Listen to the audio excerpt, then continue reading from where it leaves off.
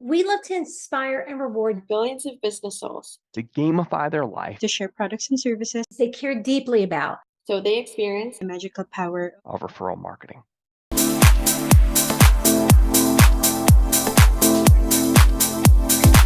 Welcome to the NaXum podcast. I'm Gail, and I'm here with CEO Ben Dixon and Sales Executive Tammy Says. For today's episode, we're going to talk about the NaXum North Star Poke the Box. The concept came from Seth Godin's book. Tammy, what does Poke the Box mean here at NaXum? Hey, Gail, thank you. Yeah, Poke the Box is about innovation. It's about, as a team, we're always looking at ways to make sure that our technology is always innovating. We're always coming up and creating and going outside the box, right? We're poking the box by going outside the box because you never know where your best ideas are going to come from. And leaders have to be open and ready to listen to what their team needs in order to grow their business. So it's about filtering the best ideas and taking action on them. At least that's what Poke the Box means to me. What about you, Ben?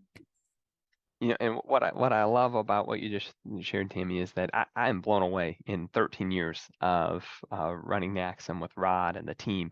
Sometimes the best ideas come from the place you would least expect them. We each get used to our own routines. We get used to the ways we operate. We get used to the way we do things that we do.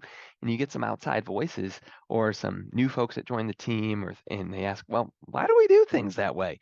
And whether it was business processes or it was the way we work with the people and our team members or our clients, or it was even pieces and features of our product, all have come together to, all three parts of the business are critical things that you can be poking. If you think of Marcus's TV show, The Profit, he talks about people, product, process. Well, guess what? That's all of life. And so I'm grateful that we've opened the door to the 65 plus team members at NaXum to say, hey guys, poke the box, because it allows people to speak up when they see something that could be better, could be different, and bring it to their VP on the team. I know for me, sometimes inspiration comes from the weirdest parts of life. I was that super skinny guy that could never gain weight, even though I was 6'1". And then when I married my wife, I gained just as much weight as Kay every time we had a baby. So we'd each gain 35 pounds, and Kay could lose the weight breastfeeding, and she's just really athletic and works out all the time. And here's me like, oh my gosh, I'm not breastfeeding. I'm the husband. I got to figure out, diet and exercise to lose weight. And there were some apps that really helped me. And I remember the moment it clicked. I used the app MyFitnessPal to track my meals, track my food, and win the day. And I was playing a game with some of my friends on Fitbit and MyFitnessPal to get in shape.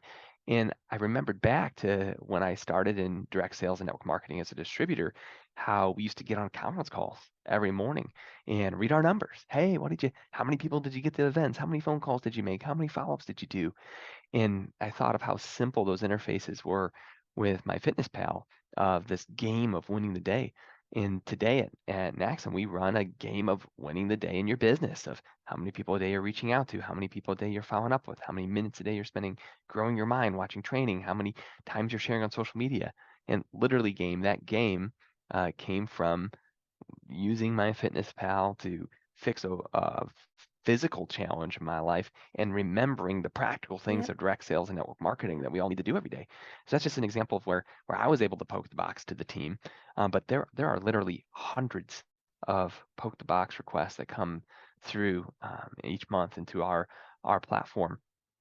And what I love is our VPs get to read them and work through them and turn the best ones into innovation projects.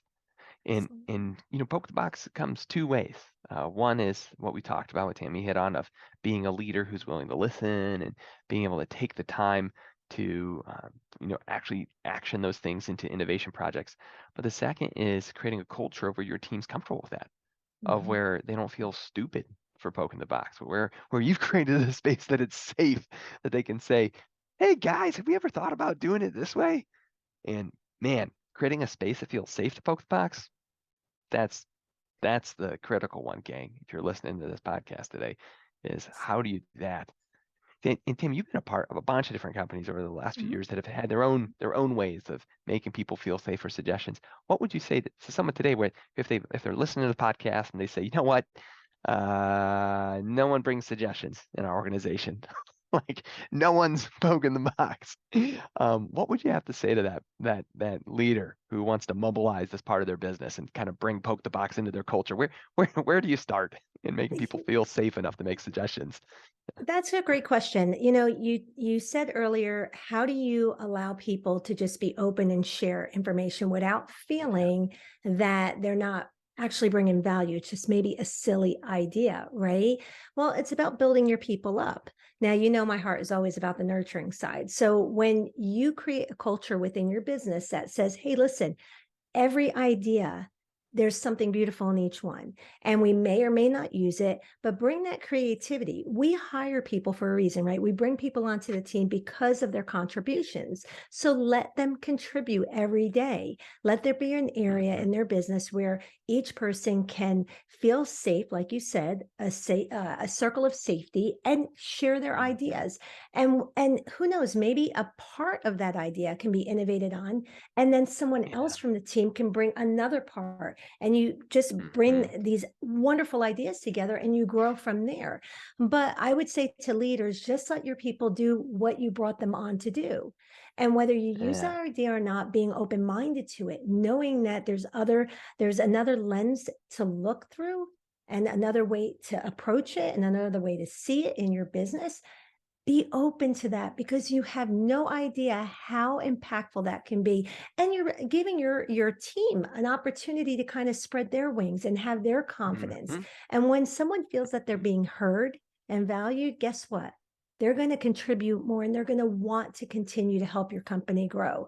But you have to be open. You have to be gracious. You have to take your ego out of it, because that's how companies grow. That's how teams grow. And that's how culture grows in the right direction. So be an open-minded leader. You know what I love about what Tammy just shared, and as we wrap up today, gang, some people will come into your organization and they'll feel that from you, what Tammy just said, and they'll just automatically start contributing and automatically start sharing and automatically being there. Other team members, other folks don't come from a safe culture, and you actually have to intentionally give them the permission to poke the box. You have to give them the permission to share their ideas. And so you got to know. And so if you haven't taken a moment as a leader to specifically, when you're sitting down in a one-on-one with someone, give them permission to poke the box. You're not going to get that feedback if they don't come from another culture that was already safe to do that, because they just know what they know from their past so many times, That's gang. right. And so I love what Tammy said about creating a place of safety, but also the next step to that game is let's not assume as leaders that people feel safe. Let's go make them feel safe by inviting them, right? It's like that warm cup of coffee on a cold day. Like, be that to the people in your world, and Yep. and when you receive their feedback, how you handle it, oh my gosh, is so important. Because if they give you feedback once and you say, oh, that's a dumb idea, you're not going to get feedback again. No, But you're not. but if you give them feedback and you say, you know what, we thought the same thing 12 months ago, and we actually already looked into it, and because of this and this and this, we didn't do it. Are we missing something? Do you have anything else you'd like to add? Or, okay, that's a great response. Or, Yeah. holy cow, we didn't think about it that way. Is this exactly what you're saying? Asking a clarifying question before assuming you know their whole suggestion. Oh, wow. Those two initial replies, gang, game changing versus the Yeah. answer, Yeah. right? I don't know if that face comes through the podcast well, but if you're on YouTube, you got to see that. So just don't be a leader that shuts down good people, Yeah. gang. Don't be a leader that shuts down good people. If you want to keep good people on your team, you got to let them. You know, like Tammy was right on. You got to let them bring excellence. Let them do it. But Tammy, thank you Absolutely. for the thoughts today. Thank you for having us on. Awesome to be on the podcast today. Of course. Thank you for always sharing your insights. And I definitely have to add to that. Being here at NaXum always made me feel that everybody's open for collaboration, open to ideas. And that's what, as Tammy said, and as Sir Ben said, it makes people feel they're worth it and they're heard, and it opens so much up for growth. So thank you so much for listening to the podcast, everyone. We are available on Apple Podcasts if you're watching this on YouTube, iHeartRadio, Spotify, and Anchor FM. Have a great day, everyone. Take care, See everyone. you soon. Bye for now. Thanks, Gail.